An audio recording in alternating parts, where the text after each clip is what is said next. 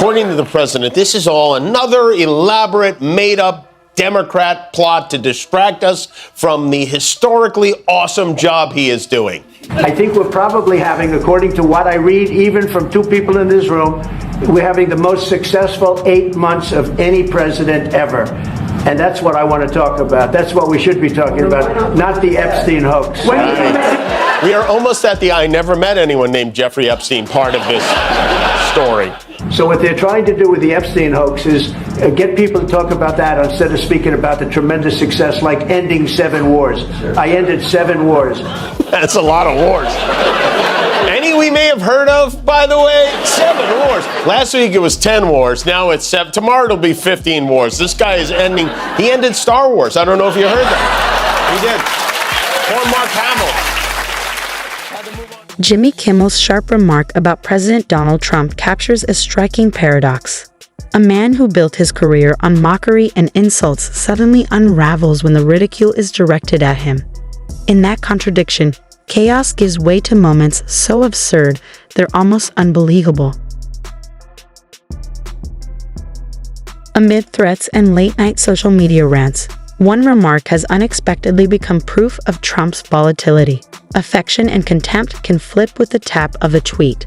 This time, the uproar wasn't about policy or the economy. It was about something far more personal. Jimmy Kimmel, on national television, spotlighted awkward cracks in Trump's marriage. And he didn't stop at the standard political jabs. He went for a ruthless two-pronged strike at Trump's most fragile insecurities. But if I point out that he's so fat they renamed the plane Air Force Wonder Bread, I'm the bad guy? Donald and Melania sleep in separate bedrooms. She was laughing too hard at my monologue at night. Kimmel's jab struck at 2 of Trump's most fragile pressure points, his appearance and the fractures in his polished image of marriage. The quip about Melania laughing too much and needing her own room wasn't just public humiliation. It hinted at betrayal inside Trump's own home. True to form, Trump couldn't let it go.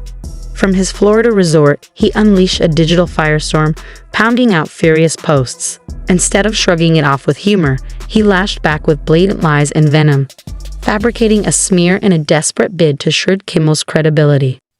Who still hasn't recovered from his horrendous performance and big ratings drop as host of the Academy Awards. Oh, that's weird, because I read in the news that the ratings went up this year. That the Oscars ratings actually rose under Kimmel's hosting is irrelevant. In Trump's world, truth is clay, shaped and twisted to fit whatever self-pitying narrative he's peddling. But his outrage didn't stop at a few angry tweets. Inside the White House, it escalated into something darker. A troubling abuse of power. What began as irritation over late-night jokes morphed into a national issue, with the machinery of the federal government bent to serve his grudges. He directed his staffers at the White House to call Disney to tell them to... This was no longer the thin skin of a mocked politician. It was the conduct of a dictator. Deploying the power of the U.S. executive branch to silence a late-night comic revealed something chilling. Contempt for the First Amendment and a readiness to twist government agencies into weapons of personal revenge. Those autocratic impulses haven't faded. They've only grown bolder.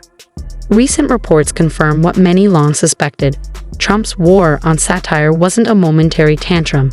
It was a calculated piece of his broader revenge agenda. Rolling Stone published a story today. The topic was what could happen if Trump wins. Trump briefly attempted to get justice officials to twist campaign finance laws and the federal equal time rule to declare that anti-Trump material broadcast by Saturday Night Live, Jimmy Kimmel, Stephen Colbert, and others was somehow illegal for giving illegal campaign contributions to the Democratic Party in the form of jokes and on-air satire.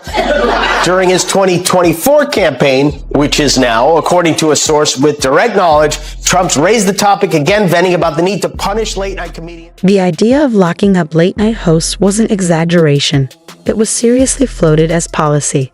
Branding satire as an illegal campaign contribution twists the law into something grotesque, an outright assault on free speech.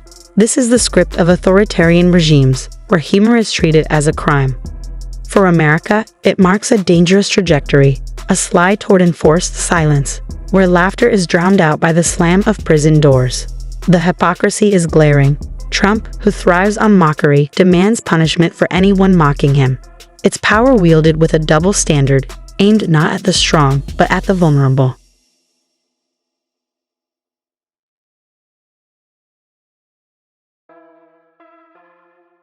All he does is he makes fun of disabled journalists, he calls our veterans prisoners of war, even losers, he insults his opponents. This double standard isn't a flaw, it's the design.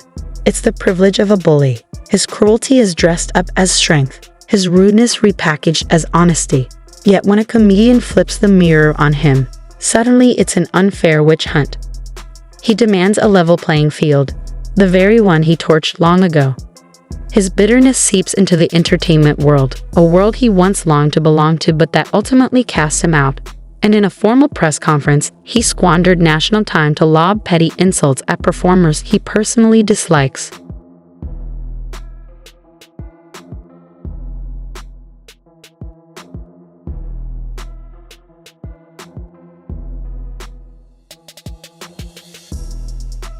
For a U.S. president to stand beneath the presidential seal and play failed TV critic is both absurd and alarming.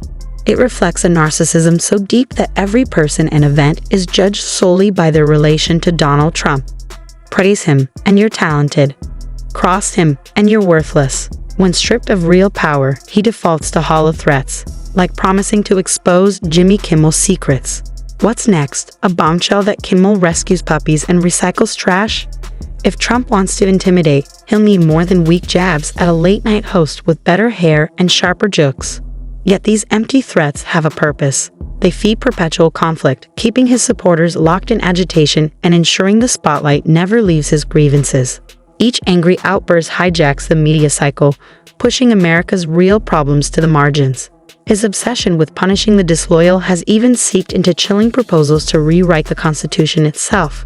His feud with former Vice President Mike Pence spiraled into talk of undermining the very foundation of American democracy. He wants to modify the 25th Amendment so you can remove the vice president if the vice president covers up the fact that the president is incapacitated. This is a brazen assault on the Constitution. A safeguard meant to protect national stability is twisted into a weapon to punish a vice president whose only crime was honoring the Constitution over blind loyalty to one man. That's not leadership. It's a direct path to dictatorship.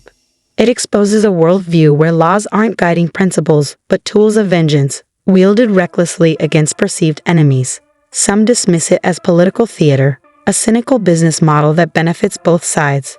But the question lingers, one we've faced before. Do you think the hate Trump business model that's been in the entertainment business is going out of business because it's not popular with the American people? Well, it hasn't worked, and it hasn't worked really for a long time, and I would say pretty much from the beginning. Trump's reaction isn't just agreement, it's a window into his worldview. In his mind, criticism of him can't possibly resonate with the American people, so he insists it never worked in the first place, a blatant attempt to rewrite history around his ego. For Trump, the problem isn't that others have the right to criticize, it's that critics must be dismissed as failures without talent. But this isn't a harmless game. When a presidential candidate openly entertains the idea of imprisoning journalists and comedians, it's not comedy, it's a warning. If there is a business model here, it thrives on the erosion of democracy, leaving the American people to foot the bill for its moral bankruptcy. In the end, this whole absurd spectacle proves one thing: laughter won't fix the mess we're in, but it sure makes living through it bearable. The clash between Trump and Kimmel is more than late-night entertainment. It's a glimpse into a darker future where laughter itself could be silence, and the public will pay the price for that silence. Jimmy Kimmel, host of Jimmy Kimmel Live, isn't just known for his wit and sarcasm.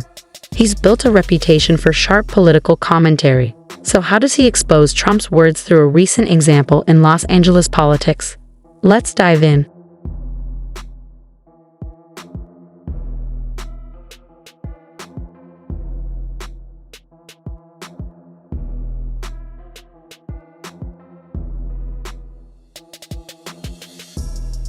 Lies about everything, a lot of stuff. But it's especially maddening when he's lying about a situation you are physically in. The President of the United States has been tougher on LA than on Russia. Remember that 2-week deadline he gave Putin to sit down for peace talks with Ukraine? As of tomorrow, it's 2 weeks. But by all means, send the Marines to the Grove. This is an unstable person. Please, Donald Trump created this problem. He's putting the police and the military in danger. He's the one deporting children and their parents without any process. He's the one who has ICE agents outside immigration offices arresting the people who showed up to do the right thing and check in with the immigrants. It's true. Trump can twist anything. With the self-proclaimed Twitter king, the biggest surprise isn't what he says, but how easily he lies about situations he's standing in the middle of. Take Los Angeles, for example. In Trump's telling, it's a city consumed by riots and chaos. But if you're actually there, you know that image is pure fiction. On the ground, people are enjoying a calm, sunny 70-degree day. This is the perfect example of his tactic, conjuring false imagery to sell an absurd story and make people believe it. Immigration office. It's true. Trump can twist anything. When it comes to the Twitter lord himself, nothing is more surprising than him lying about a situation he's physically present in.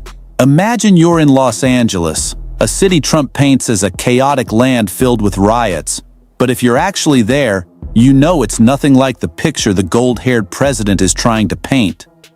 The reality is, while he's talking about events he's never witnessed, the people are simply enjoying a peaceful 70-degree day. To me, this is a perfect example of how Trump uses false imagery to make people believe in an absurd story. I just want to say thank God for President Trump and the heroes at ICE for protecting us from these bloodthirsty fruit stand vendors spreading their dangerous pineapple chunks and mangoes with a squirt of lime all over the city. We are so grateful for what you have. It's there to be a war going on here, and he doesn't care who gets hurt in it. There's a riot outside. We have more so-called unrest here when one of our teams wins a championship. But that's not what you're seeing on TV. Someone sets a fire in a garbage can, 12 camera crews go running toward it. Trump wants it to seem like anarchy, so he goes around, our governor, and he calls in 4,000 troops from the National Guard and 700 active duty Marines. You know, when we had the wildfires that devastated big chunks of our city, he did absolutely nothing. Now that we're in the middle of a non-emergency, send in the National... Mr. President, when is the last time you spoke with Governor Newsom? A day ago. Called him up to tell him, got to do a better job. He's doing a bad job, causing a lot of death and a lot of potential death. If we didn't send out the National Guard, and last night we gave him a little additional help, you would have, Los Angeles would be burning right now. No, it will be calm and sunny and 70 degrees, just like it is right now. What a